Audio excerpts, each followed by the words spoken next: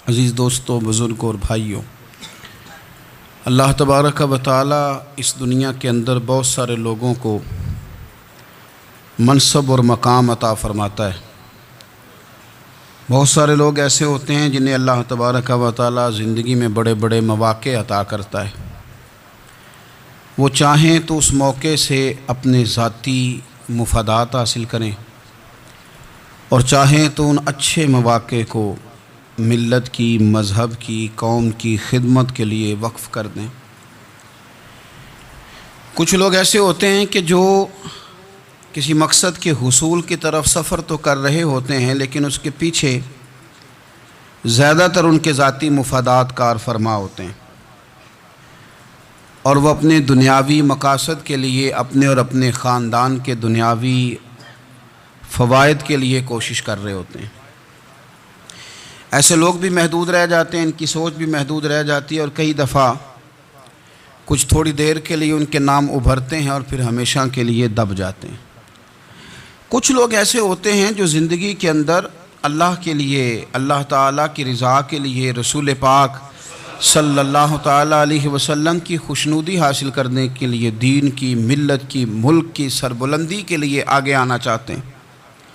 میرا رب کریم قرآن مجید سورہ حج میں ارشاد فرماتا ہے کہ الذین ان مکناہم فی الارض، کچھ لوگ ایسے ہیں کہ اگر ہم انہیں زمین میں اقتدار دیں، زمین میں اگر ہم انہیں قابو دیں تو وہ کیا کریں گے؟ اقاموا الصلاۃ و آتوا الزکوٰۃ، وہ نماز قائم کریں گے، زکوٰۃ ادا کریں گے، وامروا بالمعروف، نیکی کا حکم دیں گے، ونہوا عن المنکر، اور لوگوں کو بری باتوں سے منع کریں گے۔ وہ دینی، فکری، اصلاحی انقلاب برپا کر دیں گے، نماز کو عام کریں گے، زکوٰۃ کو عام کریں گے، بھلائی کا حکم دیں گے اور برائی سے منع کریں گے۔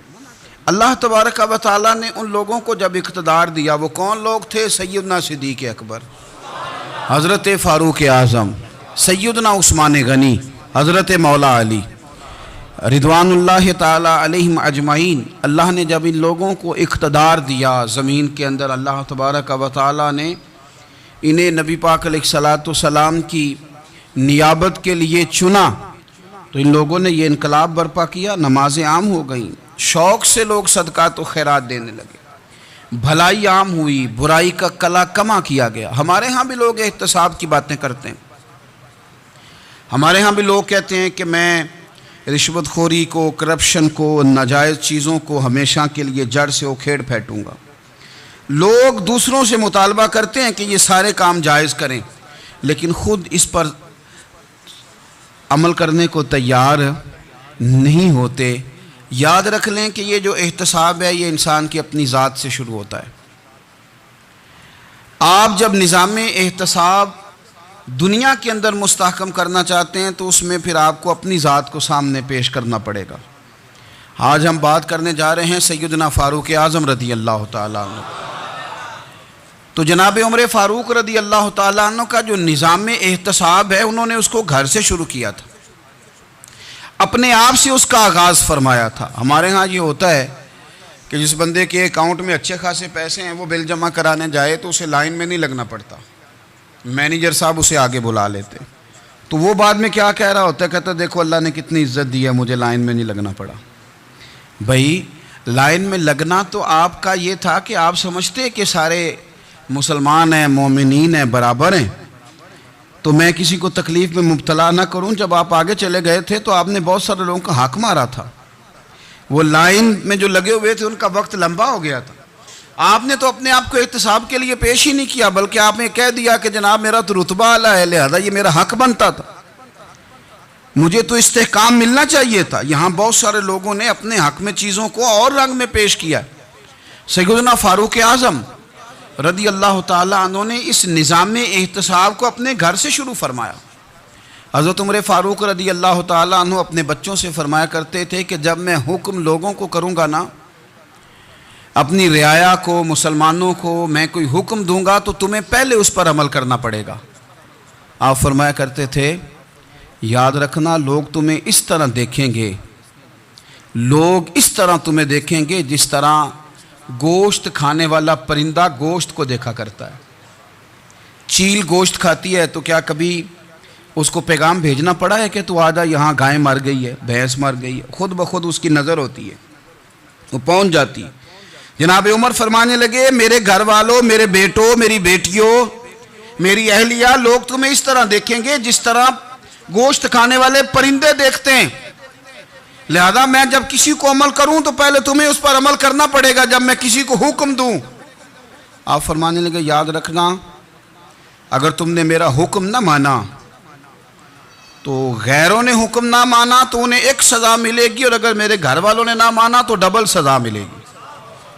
تم پر ڈبل سختی کی جائے گی کہ تم نے میری بات کیوں نہیں مانی. یہ نظام احتساب ہے. ہم نہ دوسروں کے بچوں کا گلا کاٹ کے اپنے بچوں کی خوشیاں لینا چاہتے ہیں. ہم چاہتے ہیں کہ دوسروں کے بچوں کے حصوں کا مال میرے گھر میں آ جائے. آ جاتا ہے. کچھ لوگوں کی سیاست چل جاتی ہے, کچھ لوگوں کا فریب اور فراڈ کام کر جاتا ہے, لیکن وہ گھر روشن نہیں ہوتے. ان گھروں میں پیسہ ہوتا ہے پر قرار رخصت ہو جاتا ہے. ان گھروں میں آسانیاں اور وسعتیں تو آ جاتی ہیں لیکن ایک دوسرے کا احترام ختم ہو جاتا ہے. سیدنا فاروق اعظم رضی اللہ تعالیٰ عنہ کا یہ طریقہ تھا کہ وہ اپنے بچوں پر سختی کرتے. آپ ہمارے ملک میں یہ نظام ہے, موجودہ حکمران ہو یا ان سے پچھلے, بچے سب کے ملک سے باہر رہتے ہیں. یہاں رہتے ہیں تو محلات میں, باہر جاتے ہیں تو بڑی بڑی آسائشوں میں. ان کے بچوں کے لیے قانون بھی الگ سے ہیں, قاعدے بھی الگ سے ہیں, اور ہمارے ملک کے اندر تو ایک باقاعدہ پروٹوکول کا سسٹم ہے. اس سسٹم سے گزر کر بڑے بڑے لوگ چلنا پسند کرتے ہیں. ہمارے زمانے میں بھی کچھ چیزیں سرکاری ہوتی ہیں خالص, لیکن عجیب نظام ہے نا, ہر چیز کا کرایہ بڑھ جاتا ہے, سرکاری دکان کا نہیں بڑھتا.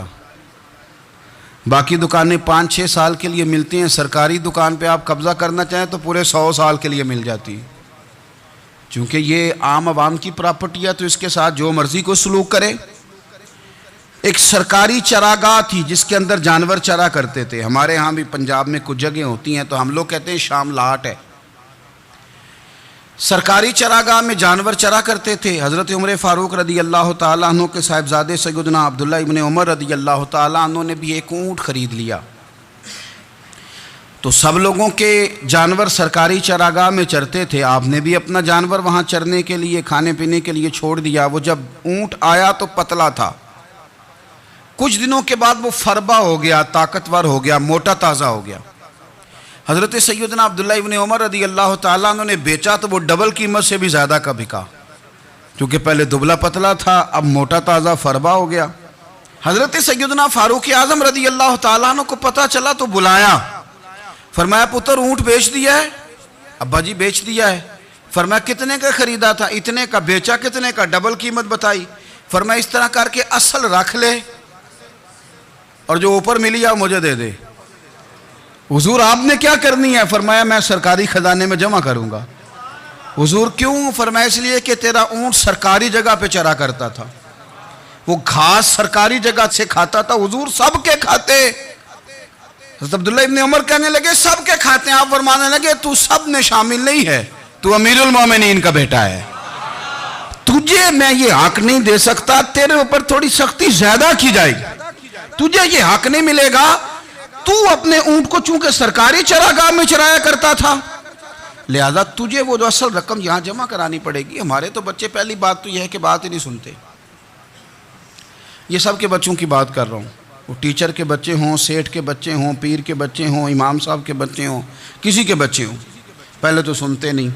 اور اللہ خیر کرے اگر آپ کوئی سنانا چاہیں تو فوری طور پر وہ ہوم منسٹری کے پاس پہنچ جاتے ہیں, ان کی اماں ان کی وکیل بن جاتی, آپ کہہ ہی کچھ نہیں سکتے. حالات رخ بدل جاتے. اس کا نقصان یہ ہوتا ہے کہ ان کو تراشا نہیں جا سکتا, ان کو ہیرے نہیں بنایا جا سکتا. ان کے اوپر کچھ ایسی میل کچیل چڑھ جاتی ہے جو بڑی عجیب و غریب ہوتی. اور کچھ لوگ ایسے ہوتے ہیں جو خرابی کرنے میں بھی اپنا کردار ادا کرتے ہیں, خرابی کرنے میں.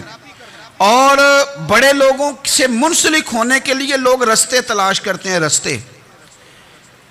میں چونکہ چیزوں کا مطالعہ کرنے کا بڑا شوقین ہوں تو میں میری والدہ داخل تھیں کئی سال پہلے ہسپتال میں، تو مجھے اس ہسپتال میں کچھ دن رہنا پڑا، ایک پرائیویٹ ہاسپٹل تھا، تو اس میں انہوں نے جگہ جگہ لکھ کے لگایا تھا ملازمین کو بخشیش نہ دیں،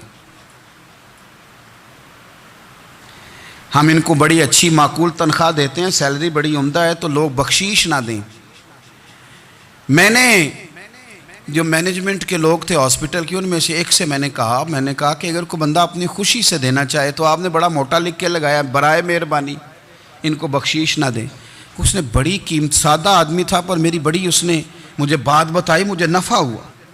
کہنے لگے مولوی صاحب جب کچھ امیر لوگ ہسپتال میں مریض لے کے آتے ہیں تو وہ صفائی والے کو پہلے ہی 500 روپیہ دکھا لیتے ہیں آتے ہی، پھر وہ جیسے آواز دیتے ہیں صفائی والے فٹافٹ اندر آتے ہیں، ان کا کمرہ صاف کرتے ہیں۔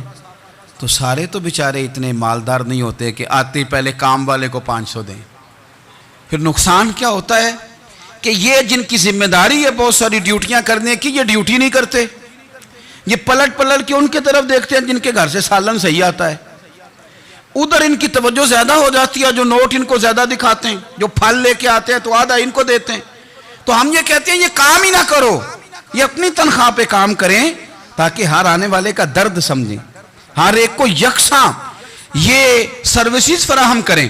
تو ہم یہ کام کرتے ہیں، ہم ایم پی اے کے اور کسی سے ہمارا تعلق نہ بنے تو ہم جناب اس کے ڈرائیور سے ہی تعلق بنا لیتے ہیں، ہم وہ جو آپریٹ کرنے والا ہوتا ہے ٹیلی فون اسی سے بڑا تعلق بناتے ہیں، اس کو مٹھائی کا ڈبہ جلدی پہنچا دیتے ہیں۔ تو اسی طرح سے بڑے لوگوں کی اولادوں کو بگاڑا جاتا ہے۔ حضرت عاصم بن عمر رضی اللہ تعالیٰ عنہ، یہ سیدنا فاروق اعظم کے بیٹے تھے، مصر گئے تو لوگوں کو پتہ چلا حضرت عمر کے بیٹے آئے، لوگوں نے تحفے دیے، بڑی بڑی چیزیں آپ کو دی، حضرت عمر کا بیٹا آیا ہے، بڑے گفٹ دیے۔ تو صاحبزادے واپس آئے تو ان کے پاس بڑے تحائف تھے، سیدنا عمر فاروق رضی اللہ تعالیٰ عنہ نے دیکھا تو فرمایا ادھر لانا تحفے۔ کہا ابا جی لوگوں نے مجھے دیے ہیں۔ فرمایا تو نے کیوں بتایا تھا کہ میں امیر المومنین کا بیٹا ہوں؟ کہا حضور ان کو ویسے ہی پتہ چل گیا۔ فرمانے لگے پتر یہ تحفے تمہیں اس لیے ملے ہیں کہ تم امیر کے بیٹے ہو، یہ تحفے تمہارا حق نہیں، چونکہ تمہیں اس کرسی کی وجہ سے ملے ہیں اور یہ کرسی مسلمانوں کی ہے، لہذا یہ حق بھی مسلمانوں کا ہی ہے، یہ لا سارے مال غنیمت میں جمع کیے جائیں۔ آپ اپنے گھر سے جب احتساب شروع کرتے ہیں، اپنے گھر سے، اور یہ یاد رکھیں یہ جو لوگ آتے ہیں آپ کے بچوں کو نوازنے کے لیے، یہ انہیں خراب کرتے ہیں، بگاڑ پیدا کرتے ہیں، یہ عجیب و غریب سی چیزوں میں مبتلا کر دیتے ہیں، بچوں کا نقصان ہوتا ہے کل کلام۔ پھر جو شاپر اچھا لے کے آئے پیر صاحب کے بچے ذرا اس سے پیار سے ملتے ہیں، نقصان ہو جاتا ہے، یہ دستے نگر ہو جاتے ہیں، یہ لوگوں کی طرف جیتے ہیں، دوسروں پہ ڈیپینڈ کرنے لگتے ہیں۔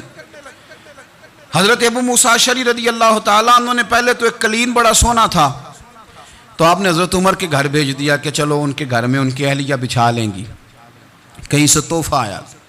پھر وہ جس کمرے میں مال غنیمت اور خزانہ رکھا جاتا تھا اس کی صفائی کر رہے تھے تو ایک دینار مل گیا، تو وہ دینار بچے سارے جا رہے تھے تو ان میں سے حضرت عمر کے ایک بیٹے کو چھوٹے کو بلایا اور بلا کے کہا پتر یہ دینار لے لو۔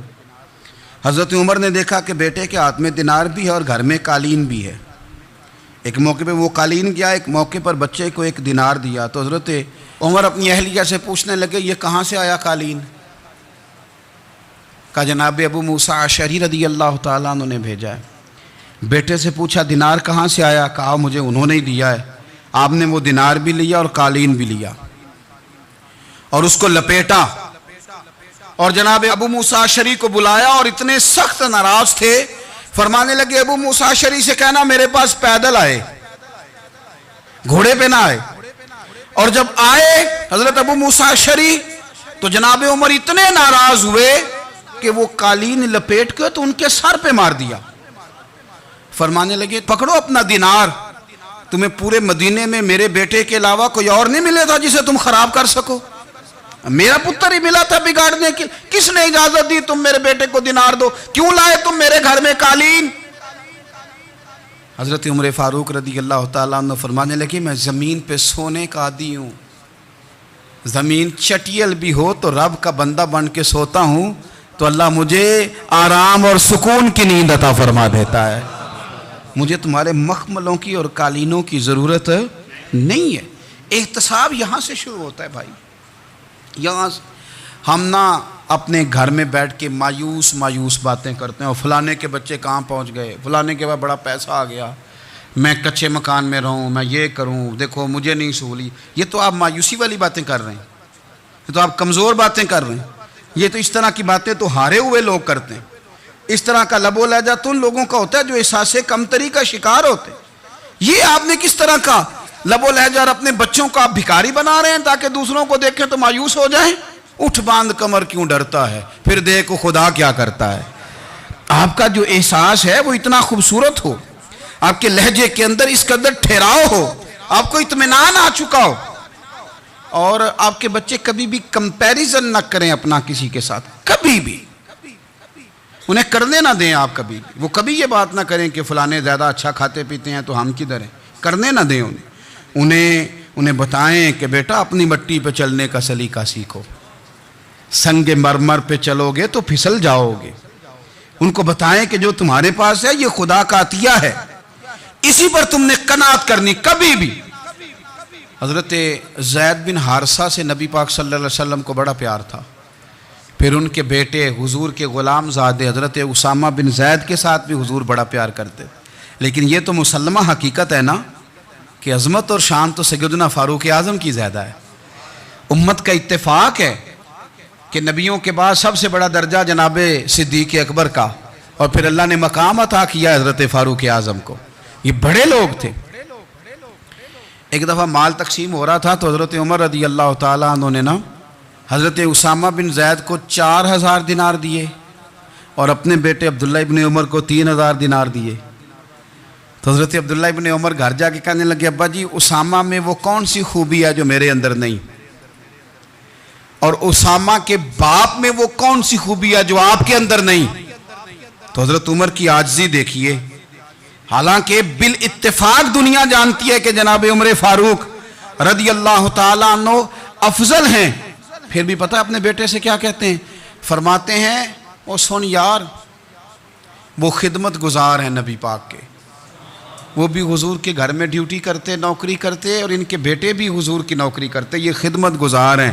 فرمانے لگے اگر تو نے پوچھ لیا تو سن، پھر میری تو رائے یہ ہے کہ تیرے سے زیادہ اسامہ بن زید حضور کی نظر میں پیارے ہیں، اور اسامہ کا باپ تیرے باپ سے زیادہ نبی پاک کا پیارا ہے۔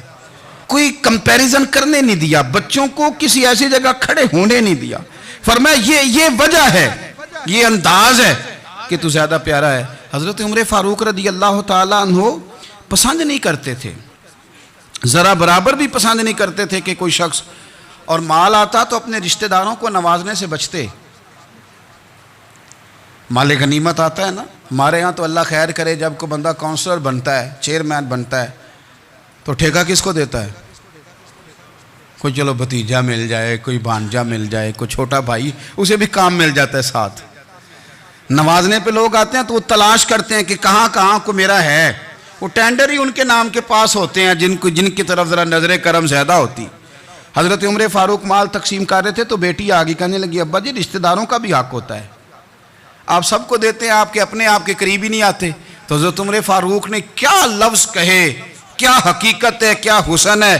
فرمانے لگے پتر یہ مال تیرے باپ کا نہیں مسلمانوں کا ہے، جب تیرے باپ کا ذاتی مال ہوگا تو اپنے رشتہ داروں کو دے گا، یہ مسلمانوں کا مال ہے، یہ اسی حساب سے تقسیم ہوگا جو عدل کا حساب ہے، جو ترازو ٹھیک ہے۔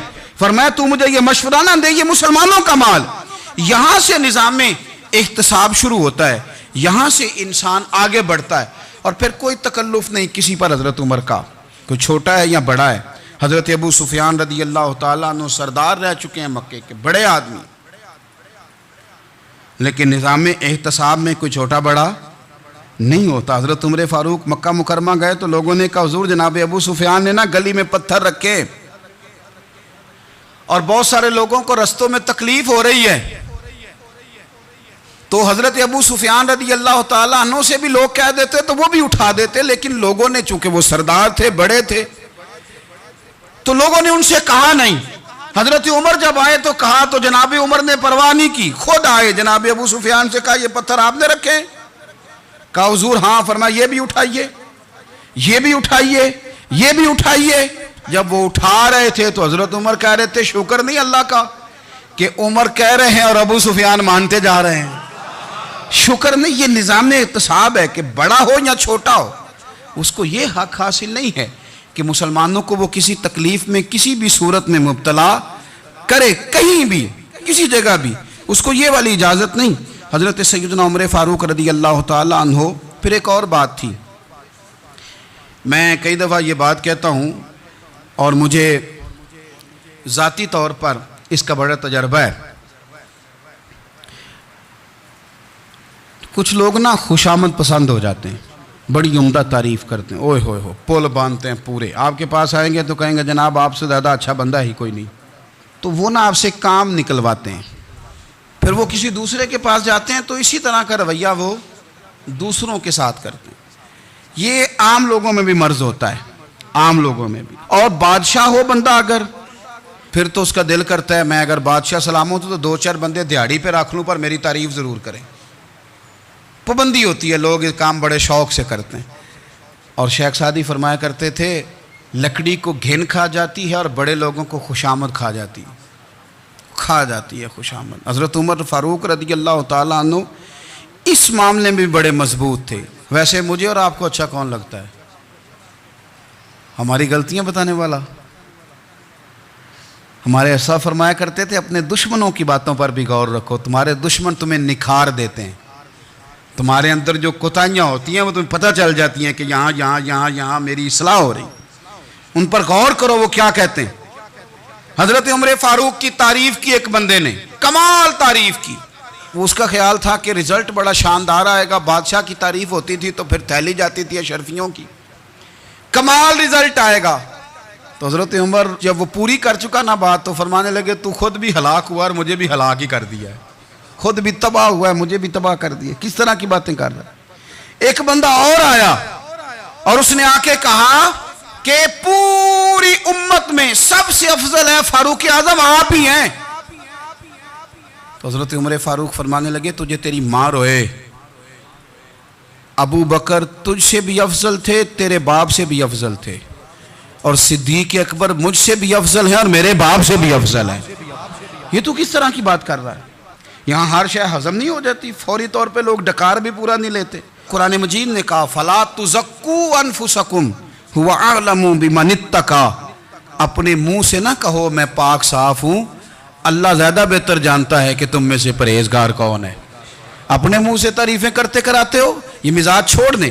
حضرت عمر رضی اللہ تعالیٰ عنہ پسند نہیں کرتے تھے. ایک آدمی نہ چلتا تھا وہاں تو بڑا متکبرانہ چال کے ساتھ چلتا. حضرت عمر نے دیکھا, یہاں تک احتساب فرماتے تھے, زمین پہ زور زور سے پیر پٹکتا, چال بڑی اس کی متکبرانہ, لوگ بڑے پریشان ہوتے. حضرت عمر نے ایک دن سمجھایا, باز نہیں آیا. اگلے دن پہ درہ نکال لیا, لگائے 4 درے, فرمایا آج کے بعد نہ چلنا اس طرح مدینے میں پیر پٹک پٹک کے. اس وقت تو اسے غصہ لگا, لیکن کچھ دیر کے بعد نا جب غصہ اترا تو حضرت عمر کے پاس آیا, کہنے لگا حضور اللہ آپ کا بھلا کرے, آپ نے درے نہیں مارے, آپ نے تو شیطان بھگا دیا جو میرے ساتھ چمٹا ہوا تھا. چمٹا ہوا شیطان آپ نے مجھ سے بھگا دیا. یاد رکھیں مسند امام احمد بن حنبل میں حدیث ہے, اللہ کے پیارے رسول صلی اللہ علیہ وسلم فرماتے ہیں جو دنیا میں متکبرانہ چال کے ساتھ چلتا ہے نا, قیامت کے دن وہ اللہ سے اس حال میں ملے گا کہ رب اس سے ناراض ہوگا. متکبرانہ چال سے نہیں چلیں گے. تو حضرت فاروق اعظم رضی اللہ تعالیٰ عنہ کا یہ طریقہ تھا کہ آپ خیال کرتے. اور پتہ کس طرح کا آپ کا مزاج تھا, فرماتے تھے تقسیم کرو, دوسروں کا بھی خیال رکھو. جس طرح بندہ دیوانہ وار نہیں لوگوں کا خیال رکھتا کہ بندہ بگڑے کوئی نہ, دیوانہ وار. کچھ لوگ تبلیغ کرتے ہیں رسمی, اور کچھ لوگ ایسے ہوتے ہیں جو لوگوں کی اصلاح میں دیوانے ہو جاتے ہیں. ان کی خواہش ہوتی ہے یہاں بھی بندہ ٹھیک ہو جائے, یہاں بھی بندہ ٹھیک ہو جائے, یہاں بھی بندہ ٹھیک ہو. کچھ لوگ کڑی نگرانی کرتے ہیں کہ انسان بگڑنے نہ پائے. حضرت عمر فاروق رضی اللہ تعالیٰ عنہ نا گوشت والی دکان کے پیچھے جا کے بیٹھ گئے کئی دنوں تک. وہ کہنے لگا حضور یہاں کیا ہے؟ فرمایا تو اپنا کام کرنا. گوشت والی دکان پہ بیٹھے, کام کر اپنا, نگرانی کرنے لگے حضرت عمر. پھر آپ نے نا وہ بندے پکڑ لیے. کون؟ جو 2 دن مسلسل گوشت خریدنے آئے. پکڑ کے کھڑا کر لیا، فرمایا تو کل بھی گوشت لینے آیا تھا؟ حضور ہاں۔ فرمایا آج پھر کھائے گا؟ حضور جی۔ تو آپ فرمانے لگے کیا تیرے محلے سے غربت ختم ہو گئی ہے؟ تیرے رشتہ دار سارے پیٹ بھر کے کھاتے ہیں، تو دو دو دن گوشت لینے آتا ہے؟ فرمایا آج کے بعد مسلسل گوشت لینے آیا تو درے سے ماروں گا، خبردار یہ کام نہ کرنا۔ یہاں تک نظام احتساب کا جب خیال رکھا جائے پھر حالات بگڑا نہیں کرتے، پھر وہ قابو میں رہا کرتے ہیں۔ حضرت عمر فاروق رضی اللہ تعالیٰ عنہ اس ترتیب کے ساتھ اصلاح کرتے، اس ترتیب کے ساتھ۔ سیدنا فاروق اعظم رضی اللہ تعالیٰ عنہ کی ایک بات آخر میں عرض کرنی ہے، وہ میں بھی اپنے اوپر لاگو کروں، آپ بھی غور کریں۔ حضرت عمر فاروق رضی اللہ تعالیٰ عنہ نے خط لکھا حضرت ابو موسیٰ اشعری کو۔ آپ فرمانے لگے یاد رکھنا، جو گورنر، جو امیر اپنے رب کریم کی فرما برداری کرتا رہتا ہے نا، اس کی رعایا بھی اس کی فرما برداری کرتی ہے۔ اور جو لوگ اپنے رب کریم کی فرما برداری چھوڑ دیتے ہیں، پھر جنہوں نے ان کی فرما برداری کرنی ہوتی ہے وہ ان کی فرما برداری چھوڑ دیتے ہیں۔ آپ نے سپہ سالاروں کو خط لکھے تھے، فوج کے جو جرنیل تھے، کمانڈو تھے، ان کو خط لکھے تھے، فرمایا جو سپاہی نماز نہیں پڑھتا اسے فوج سے نکال دو، اور ساتھ لکھا تھا یاد رکھو جو رب کا وفادار نہیں وہ ہمارا کیسے ہو سکتا ہے، نکال دو ان لوگوں کو، فوج سے الگ کر دو۔ ہم آج جو بے پناہ پریشان ہیں، ہمارے بچے بات نہیں مانتے، شاگرد بات نہیں مانتے، ہم شکوے کرتے ہیں، بے ادبی بڑھ گئی۔ ادب کے ساتھ میں گزارش کروں گا بڑوں کی بارگاہوں میں، جو میری طرح کے بڑے بنے ہوئے ہیں، بزرگوں سے نہیں بات کرتا، ان سے میں کہوں گا کہ ہمیں ایک دفعہ اپنے اوپر بھی تو غور کر لینا چاہیے، کہیں ایسا تو نہیں ہے کہ ہم جب تک اللہ تعالیٰ کے فرما بردار تھے، جب تک ہم تقوی کے معیار پر تھے، ہماری بات ماننے والے ہماری بات مان رہے تھے، کہیں ایسا تو نہیں کہ ہم اس معیار سے ہل گئے ہیں تو اب جو ہمارے فرما بردار تھے وہاں سے ہل گئے۔ حضرت عمر رضی اللہ تعالیٰ عنہ فرمایا کرتے تھے کہ لوگوں کو عجب میں مبتلا نہیں ہونا چاہیے، خود پسندی کا جو ماحول ہوتا ہے اس سے لوگوں کو ہمیشہ نکلنا چاہیے۔ حضرت عمر کے ایک صاحبزادے نے کنگھی کر لی، اچھا لباس پہن لیا تو درہ مارا جناب عمر نے، تو آپ کی بیٹی کہنے لگی ابا یہ تو بالکل جائز ہے، اچھے کپڑے پہننا، اچھا لباس پہننا اور سر میں کنگھی کر لینا، اس پر درہ کیوں مار دیا؟ تو آپ فرمانے لگے بیٹا یہ خود پسندی میں مبتلا ہونے لگا تھا، یہ اپنے آپ کو بہت بھلا سمجھنے لگا تھا، اس کا خیال تھا کہ میں ہی ہوں، میرے علاوہ کوئی نہیں، یہ اس مقام پہ جا رہا تھا جہاں اس کی تربیت رک جاتی، اس لیے درہ مارا ہے۔ ایک دفعہ حکومتی معاملات کے اندر آپ کی اہلیہ نے مشورہ دینا چاہا، بڑے کام بیویاں نہیں کرتی، بڑے بڑے معاملات میں مداخلت نہیں کرتی۔ ہمارے بر صغیر میں وہ بادشاہ نہیں گزرا کہ جو فیصلہ کرتا تھا تو کرسی پہ بیٹھ جاتا تھا اور پردے کے پیچھے اس کی بیوی بیٹھ جاتی تھی، اور جب وہ فیصلہ سنانے لگتا تو یوں گردن پیچھے کرتا اور اہلیہ جو کہتی وہ فیصلہ سنا دیتا۔ لیکن ایک دفعہ خاتون نے ایک آدمی کو حضرت عمر نے معزول کیا تو آپ کی اہلیہ نے، اس آدمی کی اہلیہ حضرت عمر کی اہلیہ سے ملی ہوں گی، تو خاتون نے ذرا سفارش کرنی چاہی، تو جناب عمر فاروق رضی اللہ تعالیٰ عنہ کے ہاتھ میں عصا تھا، ڈنڈا تھا، 2-3 دفعہ زمین پہ مارا، فرمایا تمہیں کس نے اجازت دی ہے حکومتی معاملات میں مشورہ دینے کی؟ یہ مشورہ مولا علی دیں گے یا عثمان غنی دیں گے؟ آپ کو کس نے اجازت دی؟ وہ حکومتی معاملات، وہ مسلمانوں کا اجتماعی معاملہ، وہ مسلمان دیکھیں گے، آپ کو اس میں آنے کی اجازت نہیں ہے۔ جو آپ کی ذمہ داریاں ہیں، آپ کے حقوق ہیں، ان پر آپ بات کریں۔ تو بھائی نظام میں احتساب اپنی ذات سے شروع کریں۔ ہماری اولادیں، ہمارے بچے، وہ باہر سے انہوں نے زیادہ اثر نہیں لیا، ہم نے انہیں بتایا ہے کہ ہم بڑے غریب ہیں، ہم بڑے مجبور ہیں، ہم تو بڑے کمزور ہیں، ہماری تو سنتا کوئی نہیں، یہ تو امیروں کا ملک ہے، اس میں تو فلانے فلانے کو اہمیت حاصل ہے۔ ان باتوں نے ہمارے بچوں کو کمزور کیا ہے، ان باتوں نے ہمارے بچوں کے دلوں میں احساس کمزوری پیدا کیا ہے۔ آپ ان کو جینا سکھائیں، آپ ان لوگوں کو بتلائیں کہ رب کریم نے جو تمہارے لیے بہتر سمجھا وہ تمہیں اپنے فضل سے بڑا عطا فرمایا ہے۔ آپ ان کو ان کے مقام پر رہ کر خوددار اور قناعت پسند ہونا سکھائیں، آپ یقین کریں گھر امن والا بن جائے گا۔ بچے اگر بھنا ہوا گوشت کھا رہے ہوں اور پھر بھی لاڑی رہے ہوں کہ مسالہ میری مرضی کا نہیں، سٹائل میری مرضی کا نہیں، ٹیسٹ میری مرضی کا نہیں، یہ والا گوشت میں نے نہیں کھانا، یہ اس طرح کر کے بنا ہوتا تو پھر میں نے کھانا تھا۔ وہ زیادہ خوفناک صورتحال ہو جاتی ہے۔